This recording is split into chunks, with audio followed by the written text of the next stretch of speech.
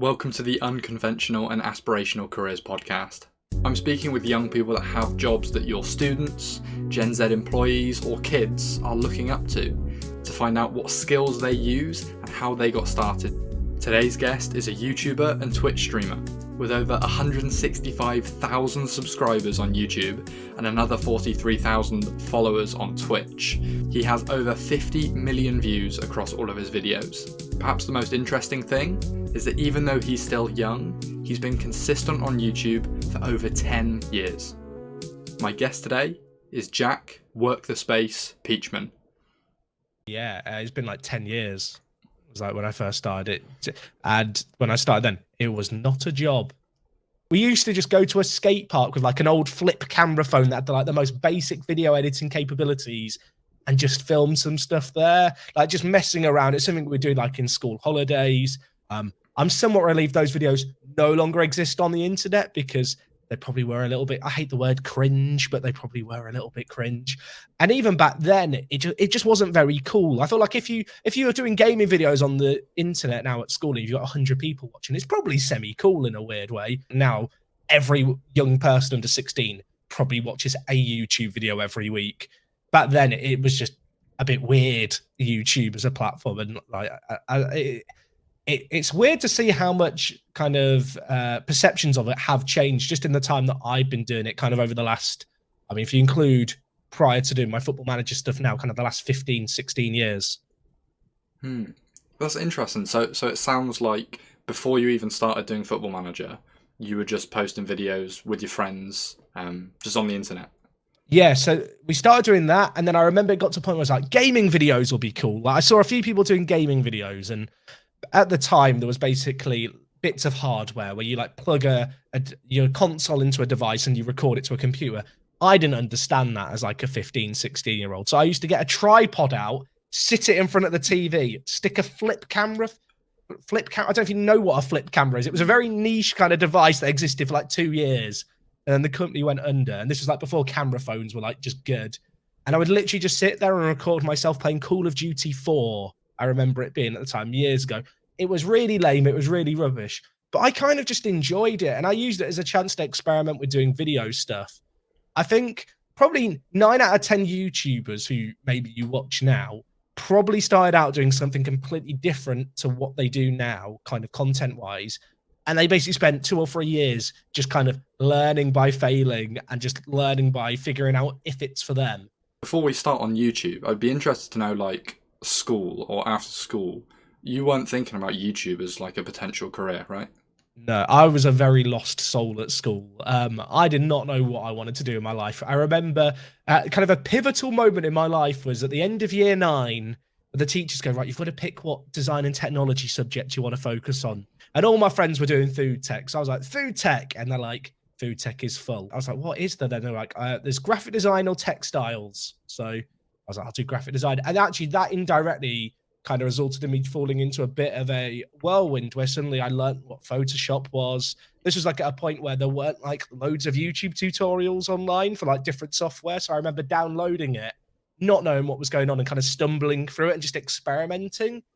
And I kind of look back on that decision as a really pivotal moment in my life because I never really considered myself arty in the traditional sense. I couldn't draw. I wasn't kind of the traditional sense of creative. But what I realized is that I really, really enjoyed doing graphic design, kind of more computer-aided design.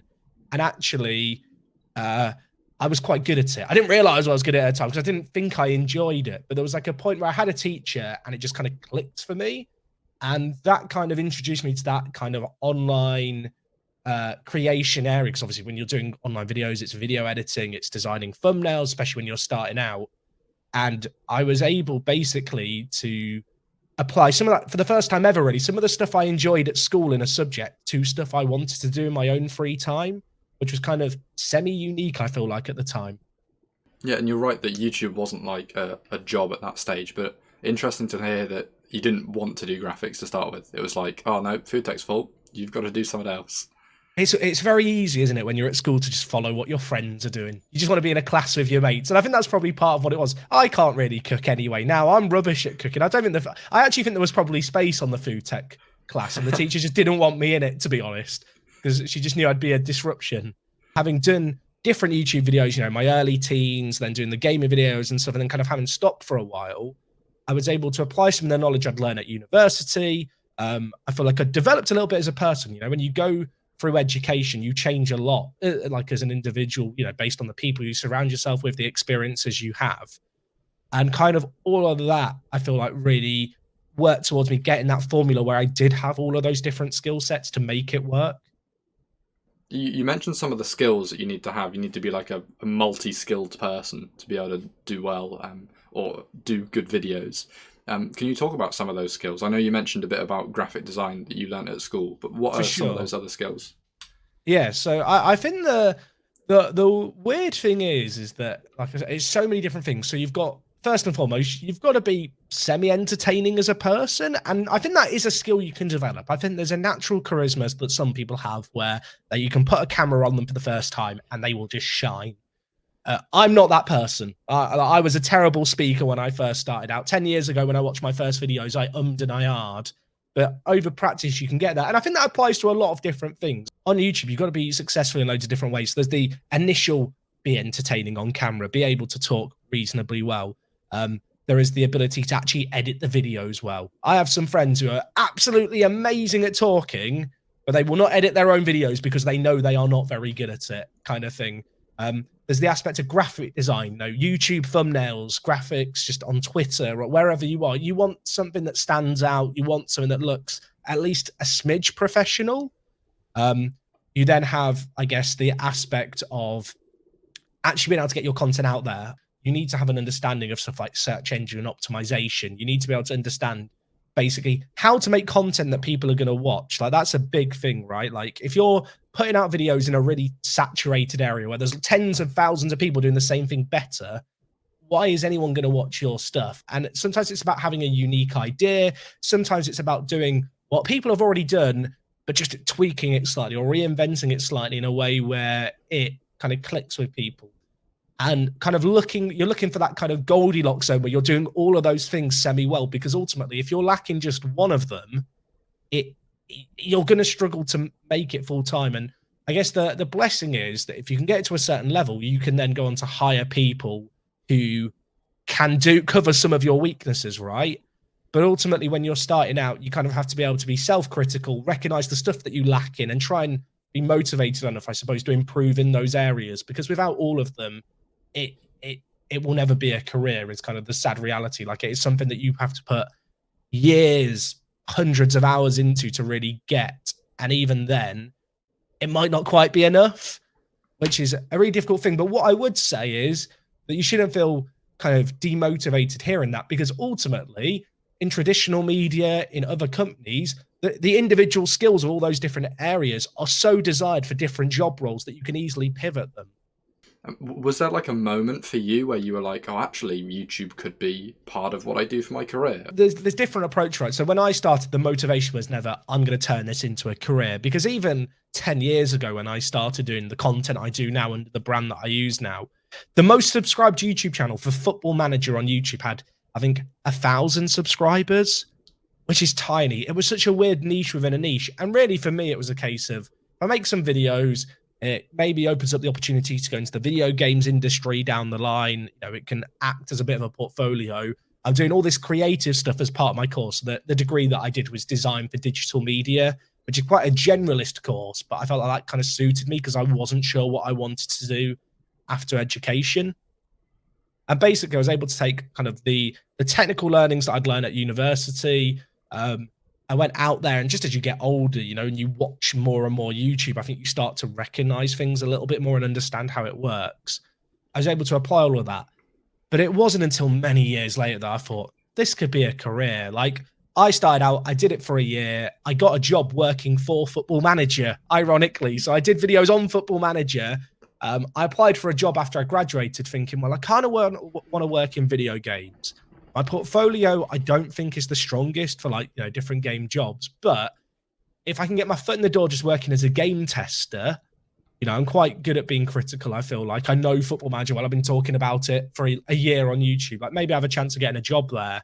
And so I initially got a job working on Football Manager, and I was able to kind of keep the videos going, not at the same rate I did when I was at university, but I kept it ticking over.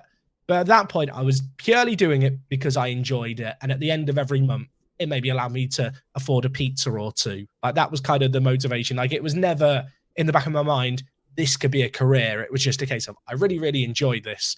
I worked for a year as a game tester. I enjoyed it, but ultimately I decided working on close to minimum wage in central London wasn't that sustainable. I got a phone call from another video game studio who were also published by Sega, like Football Manager's games are at Sports Interactive. And they were like, hey, we found your portfolio online and your resume. Like, you have a history A level, you've done a product design at A level and graphic design, you've got a degree, and you've worked for Sega before, and like by all accounts, you seem like you're quite like, you will actually work hard. I was like, yeah, that sounds good. They're like, yeah, do you want to come down to Brighton? I was like, do you want me to do an interview? And they're like, we'll do a phone interview. So I did one phone interview, and they're like, you've got the job. I'm sat there thinking, I've never been down south. I've not done the face-to-face interview. This is such a weird kind of way of it all falling together. So having just moved back up north, I moved back down south, and suddenly I'm working as a cinematic artist in video games, which is kind of my dream job, but at a point where I didn't really realize it was my dream job, if that makes sense. Like, I feel like when you're looking at jobs in the video games industry, you hear about people who are like concept artists, for example, or, there'll be animators. There's all these kind of hip and cool jobs that are very, very popular. Cinematic artist is a bit niche, but like, I've always enjoyed movies. I've always enjoyed doing video editing. Like, when I first started doing videos, it was at a skate park, like in real life with a physical camera. So to me, it was kind of like, wow, this is really cool. I can work doing like big cinematic stuff. And I went on to work there for 6 years. And during that whole time, I still kept doing the Football Manager video stuff. And it was just kind of bubbling away in the background. And I wasn't able to do it as consistently because I was working 40 hours a week. But it was just something I enjoyed. And I kind of did it for me. And it did offer a nice kind of just additional stream of income. Like, it wasn't quite a part-time job, but considering I'd probably just be playing Football Manager in my free time anyway. Like, if you can get paid for something you're going to do in your free time, why not? And during that kind of 6 years where I was working full time, there were a few other people in the Football Manager space who were doing it as a career. Like, it was starting to grow. Like, when I first started, the biggest channel had 1,000 subscribers. And it was weird because I was still one of the larger channels. But because I had this career, I didn't really want to go all in on the Football Manager because I was so happy with the job I had. It kind of was my dream job. And I remember, seeing people who I have massive respect for who work in the Football Manager sphere, kind of going full time. I was like, man, I wish I had that ability to kind of maybe take a risk. And so I basically spent years just saving up a bit of a buffer. And then the pandemic happens and everyone gets stuck inside. And so suddenly more and more people are watching YouTube videos, and I've no longer got to commute in and out of work. So I can do the videos a bit more easily. I've not got anything else to do, so now I can do more videos than before. And I remember it got to a point in kind of the summer, so kind of June, July time, kind of a couple months into the pandemic, and I'm looking at the balance sheets, and I'm like, this part-time gig thing that I'm doing with Football Manager, it's getting very close to a full-time salary. And it was at that point I was like, you know what? There's a time to quit your job. Why not just do it in the middle of a pandemic? Like, I think for me, one of the big concerns have been the idea of being self-employed, working from home. Would I have that self-discipline? Because I am someone who I don't want to say I can be a disruptor in the classroom, but I'm very conscious of the fact I do enjoy talking. I'm a bit of a class clown. And so it's kind of, am I just going to get bored if I work at home? But obviously everyone was working at home anyway. So in a weird way, it was a chance for me to test that environment. I decided it worked for me. And so, yeah, I took the plunge literally 2 years ago, probably close to the day, actually. I quit my job in the games industry and I went into the scary world of full-time content creation, kind of not really knowing what to expect, but knowing I'd kind of spent the previous 7-8 years working towards that without ever really recognizing that at the time. We're halfway through the episode, and I wanted to take this moment to shout out my incredible sponsor, me, Jake Richings. The reason I started this podcast is because I believe that no matter what path young people want to take in their careers, no matter how aspirational or unconventional, they should be motivated and inspired to take the next steps towards that. We all know from experience, from volunteering, work experience, our jobs, connections, individual circumstances, that the path we thought we'd be on is very different to the path we are on now, even if we didn't expect that. For the last 2 years, I've been facilitating workshops and running keynote talks, inspiring students to find careers that they love, and alternate talks to enable teachers and leaders to enable young people and engage young people in their futures. That's a big part of what I do for a living. Whilst I love what I do, just like today's guest, I wouldn't be able to create content like the podcast without support of schools, colleges and universities getting me in as a relevant voice in employability to engage students with actionable advice. If you want your students to be just like everyone else, don't look in the show notes for my email and contact details. Back to the podcast. One of the things you mentioned that I'd like to touch on a little bit was you said about worrying if you had the discipline to work from home, and it obviously being scary. Can you share a little bit more about the challenges of being a YouTuber or a Twitch streamer that maybe the layman like me who doesn't work in this industry wouldn't know? What are the challenges? I think the biggest challenge is the pressure that you put on yourself. Because ultimately, to be successful on social media, it's a bit of a popularity contest. You want to remain in the public eye. And there is a lot of pressure when you wake up in the morning. If you've had a few bad weeks, I say bad weeks in terms of they've not had quite as many views, and you're thinking, what am I doing wrong? Like, you start being really reflective. Is it just that I'm boring? Do people not like me? And it's very, very easy to kind of get critical of yourself, I suppose. Like, it's something that you absolutely have to be able to do to make a success of it. But it's kind of that healthy criticism, I suppose. Essentially, you're vying for people's time. Like, that is the bottom line. People need to be watching your videos, watching your streams, and you need to appear hip and cool to be able to do that. Now, I'm not the most naturally hip and cool person. I like to think I'm entertaining enough. Clearly I am. So it wouldn't be where I am now. But like, there's a reason people watch me, but it's not because I'm hip and cool. But there is constantly that pressure of like, how do you remain relevant? And it's like almost that playground kind of being the cool kid kind of thing, except your livelihood depends on being the cool kid. But to be the cool kid, you're not really trying to be cool, if that makes sense. You just are. But that can sometimes kind of result in kind of vicious cycles. And I think one of the biggest challenges, and I don't mind talking about this, is just the way that, say, YouTube pay out. So YouTube, they pay you an amount of money per 1,000 views that you get. Depending on the time of the year, depending on the state of the economy, that value changes quite a lot. So there'll be times of the year where, say, I'm getting paid, I don't know, I'm just going to pull a number out, £4 per 1,000 views. So every 1,000 people who watch my videos, I get £4 back. And then a few months later, instead of it being £4 per 1,000 views, it could drop as low as, say, £1.20 per 1,000 views. And suddenly the same amount of work you're putting in, the same amount of views you're getting back, it'd be like if your boss one day turned around and went, right, we're cutting your wage by 2/3, except it's just kind of a time of the year thing. And that is definitely something that I think is a bit of a shock to the system when you tell people that, because obviously it's not a traditional job. I'm not taking home a paycheck all the time. And so the way in which your income fluctuates through means that are completely out of your own control can sometimes be a little bit terrifying. I mean, it can be demotivating when it's like, I got twice as many views this month, but I made the same amount of money as the previous month. I did all this extra work. It's gone so well. Actually, it doesn't mean a great deal in the bottom line. It's one of the reasons why you see YouTube channel memberships being a thing now. And on Twitch, people can subscribe and get some emotes and stuff. And why I think Twitter's now doing a super follow thing where you can pay basically to follow accounts and like you get some bonus content. Those kind of subscriptions are something that allow creators to kind of basically have a baseline where it's like, I know that I'm going to take home that amount of money every month. You probably wouldn't even really know that's a thing if you're just someone who watches YouTube or any kind of online content. You have to be able to kind of shoulder a lot as a creator. I think it can sometimes be a little bit of a lonely job. I feel like I'm quite good in the sense that I'm very good at kind of handling my own company. And I feel like I'm quite resilient mentally to just stuff that can kind of be thrown at me. I have friends who I know do struggle with it a lot because it is a lot to have on your plate all at once. Like it is a very, very intense career. And there's all these different factors you have to think about.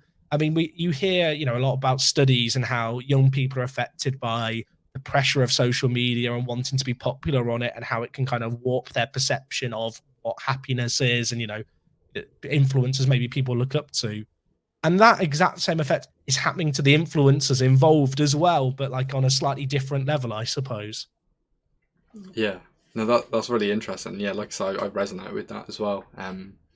Because it does often feel like you're trying to grow some sort of thing, dealing with like negative comments that come through as well, and also having to shoulder the whole thing of being like, I am the business. Yeah. I am the whole thing. I'd love to know more about like day to day. Like, do you have like a set structure, or is it always the same thing every day? So it's weird. So my YouTube content tends to be kind of series where I do kind of a periodic updates of me managing a team in Football Manager. Sometimes there'll be funny skits thrown in. Sometimes it'll just be kind of a sit down record. We have a big game to do or whatever. In terms of my kind of day to day life, when I was in lockdown, it was like 7 days a week. We're always doing content. There'll always be a stream.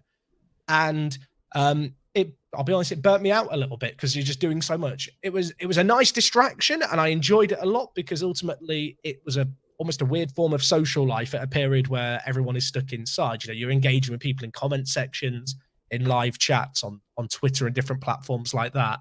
And so I've definitely gone back to kind of a more traditional 9 till 5 working structure with that, which didn't really exist before. It's weird because of the way it works. I'm doing Monday's video. A video for a Monday is recorded the previous Friday. I'm essentially working like a day in advance because all the videos go up at midday.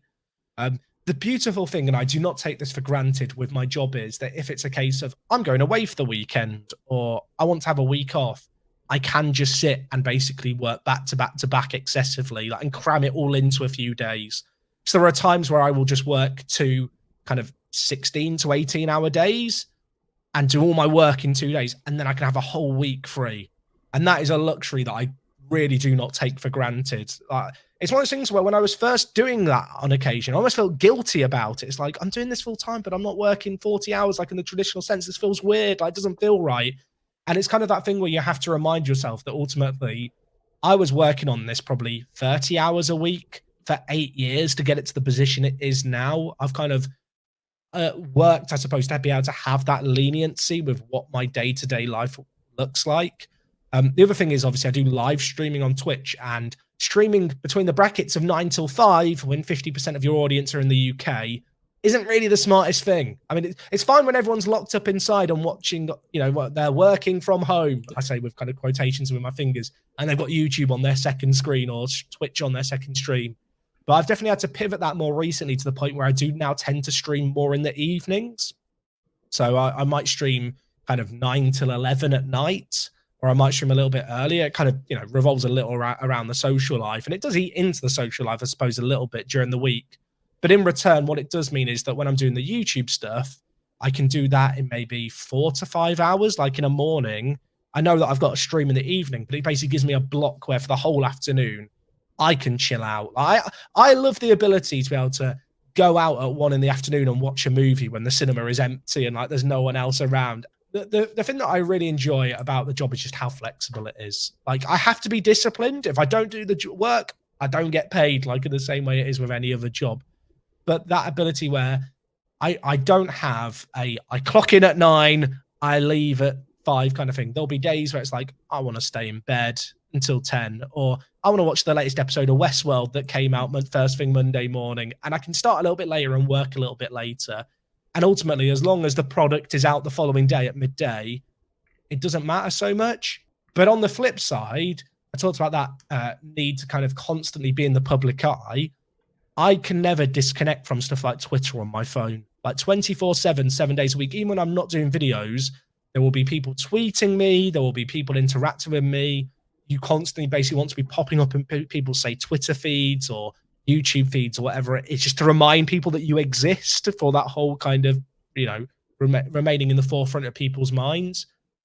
And so, I can be sat tweeting at like 11 p.m. And whilst the way I run my Twitter account is, it is essentially a personal Twitter account rather than a brand Twitter account. Essentially, 24/7, I am WorkTheSpace, the brand, and I have to lean into that. And I have to constantly be checking stuff like social media and interact with people and stuff. There isn't really ever a chance where I do get to unplug. In fact, it gets to a point sometimes where I'm going on holiday, I make a really conscious effort to just uninstall everything off my phone and not worry about it, because otherwise I would just get trapped in it a little bit. Do you think you do a good job of that now, unplugging, or is it still difficult? I think I probably do a terrible job. I think I lied to myself and say I'm doing a good job. It's weird, right? There was a point in my life where I'd read one negative comment and it would ruin my day. And I would implore anyone who's kind of listening to this, like, if you're going to leave a constructive or negative comment, do it in a constructive way, because all it takes is one comment for a lot of creators to ruin their day. But I've been weathered by the sands of time. Kind of after 8 years of doing it, I've seen all the mean comments I'm going to see, to the point where I kind of go, read it and go, oh, that doesn't really bother me that much, and I can move on.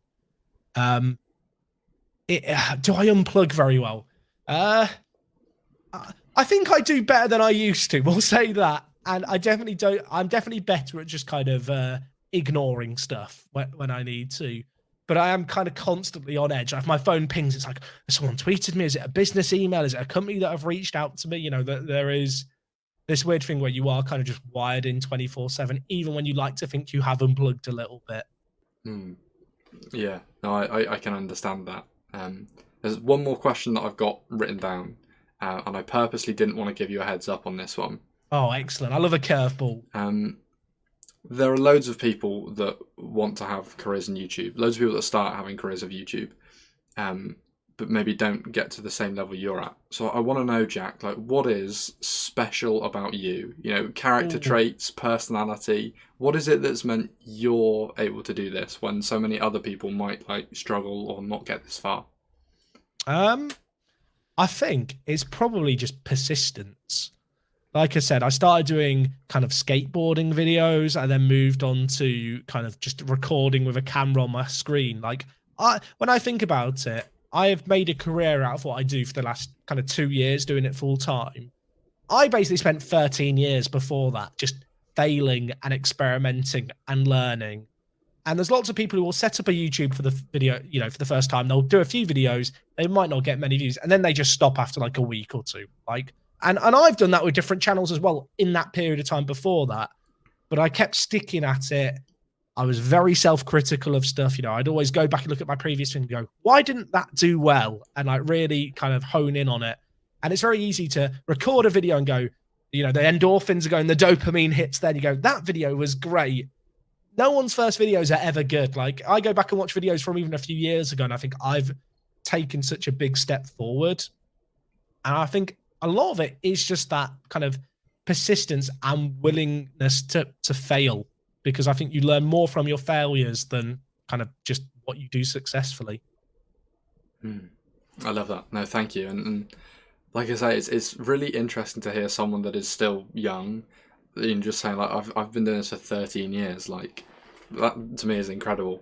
Thank you. No, thank you for having me on this. I hope it's been able to reach a few people. Hopefully there's been some stuff that people are able to pick up on and just kind of take on their way. I think the most important thing is just enjoy it, because I don't think it works if you don't enjoy what you do when it comes to my kind of job. I think it's obvious when people are pretending to enjoy stuff on kind of online, especially in videos and streams. You can't hide it. So have fun with it. If it's for you, ride away with it and see where it takes you.